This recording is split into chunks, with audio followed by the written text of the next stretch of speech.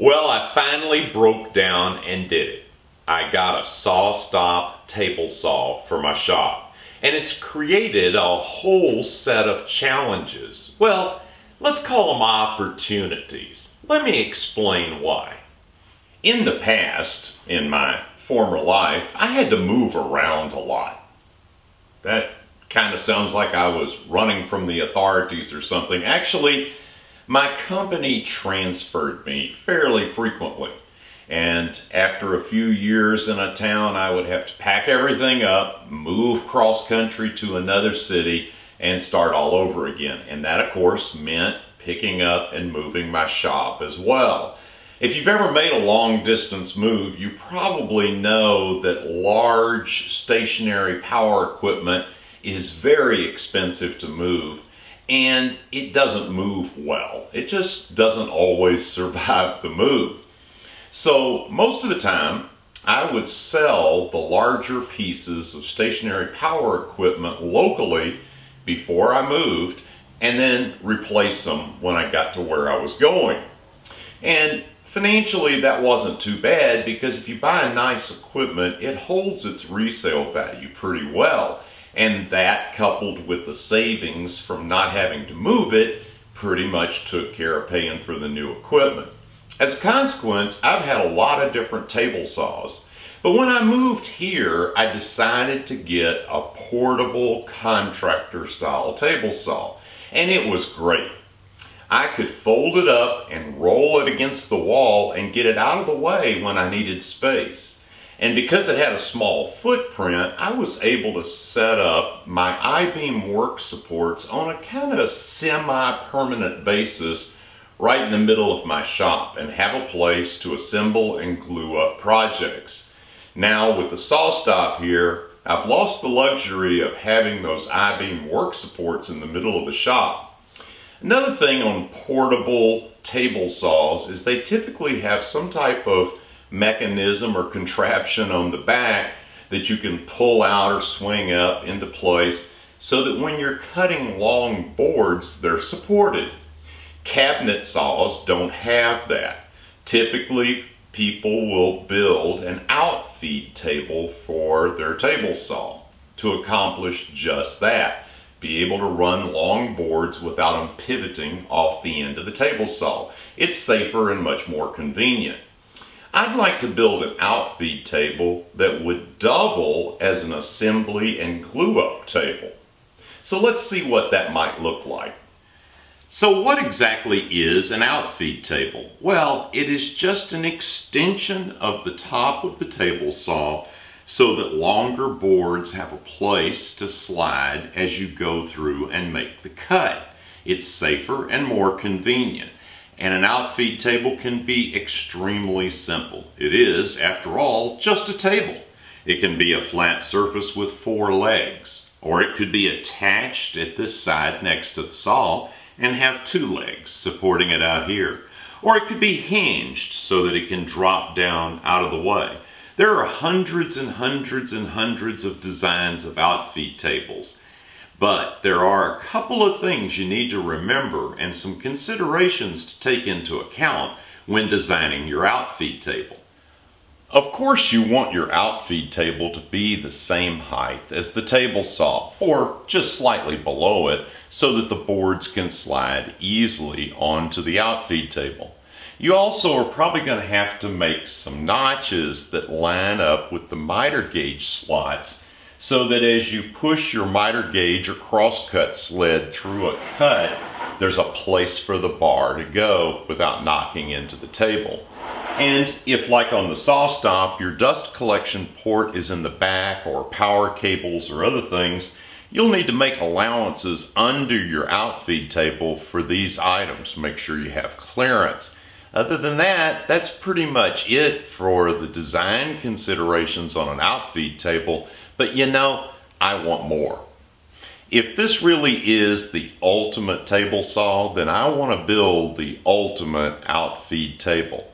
I'd like for it to have storage underneath. I don't want to waste that space under the outfeed table. And I'd like for it to be mobile so I can move it around in the shop. And of course, because I want to also use it as an assembly table, I need it to be absolutely level and absolutely dead flat. Now, I don't know about you, but when I think of dead flat, level, and sturdy, I think torsion box. But on the back of the SawStop saw, there's this heavyweight steel angle here that limits the thickness of the top that can be pushed up flush to the back of the saw. In fact, I could only make the top just a little over 2 inches thick. And I just don't know how to effectively build a torsion box that's only 2 inches thick. So I've got to think that through in the design process. The other thing is I want my Outfeed table to be mobile, and that means wheels. Unfortunately, my floor, though pretty close, is not perfect. So I need some way to level the table when I push it up here to use it. The other thing is there's 6 or 7 inches behind the blade on the table itself. So if I want to support an 8-foot long board or 96-inch board, I need to have over half, 49 inches at least, on the table. So if I figured I had 6 or 7 inches here, I need 42 or 43 inches for the Outfeed table. But what if I saw a 10-foot board? Am I going to have to start all over again? I want to think that through as well. Let's go take a look at some of the drawings that I've done so far. All right, so here we go. I've got what I call the front view. This is actually looking towards the saw. The saw would be behind the Outfeed table. This will be drawers in here. So I've got pedestal legs with a face frame in here, and I'll probably have 4 drawers in here. Got the torsion box top with a slight overhang on either end, and you'll notice there's a space between the torsion box top and the leg assembly. And the reason is because I'm going to try to put some kind of leveling mechanism in on the 4 corners. It's going to be a little bit of an experiment. We'll see how that goes. The side view will give you a good idea of how the construction is going to work. I'm going to have a 4x4 plywood pedestal, a 4x8 plywood pedestal, and a 3/4 inch plywood panel set into dados and run between those 2 pedestals. The top, again, torsion box top on the top. And this is the saw side over here. Note the overhang here of 1 7/8 inches. This overhang is going to clear that L angle iron on the back of the SawStop and allow this to butt right up to the rail. Of course, got casters on it. I'll give you an idea of how the construction is going to work. This is looking down from the top as if you're looking through the top of the table. And you can see the 4x8 pedestal here, the 4x4 pedestal here. This will be the face frame set into dados and run between these 2 pedestals, then plywood run between these.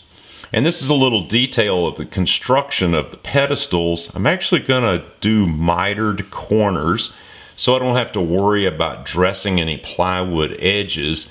And then I'll cut the dados in here.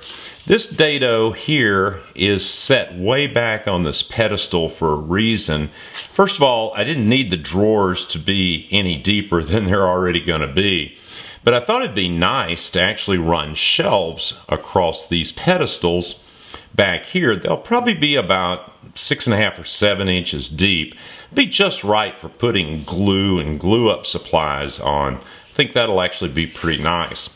And then this is the top detail showing the sizes to cut both the 1/2 inch MDF and the 3/4 inch MDF, and a little construction detail here of how it's going to all go together with the hardwood edging around. So, I'm ready to get started. When I decided to get the SawStop, the one thing I was sure of was that I was not going to do a review. Everybody has done a review of the SawStop saw. You know, my little contractor saw served me well, but I realize now that despite the fact that it was compact and saved a lot of space in my shop, I was either consciously or subconsciously actually finding ways not to use it. And I think it's because it scared me a little bit. It was noisy. It didn't have a riving knife. I did have a kickback incident one time with that saw. So I took to doing things different ways. Longer, heavier boards that needed to be ripped, I ripped on the bandsaw. All of my cross cuts I made at the miter saw station, and dados I cut on the router table. Well, I want to get back to using a table saw the way I've always used table saws in the past, and that's for a lot more stuff. I want to do this entire project of making this Outfeed table, or as much as possible, on the SawStop. So I'm going to be cutting miters, I'm going to be cross-cutting, I'm going to be ripping, and I'm going to be cutting dados on the SawStop saw. And even though I said I wasn't going to do a review, I'm pretty opinionated, so I'll let you know how the saw is working as I go through the process. Really looking forward to this project. I hope you are too. Thank you for watching this video, and I look forward to seeing you in the next one.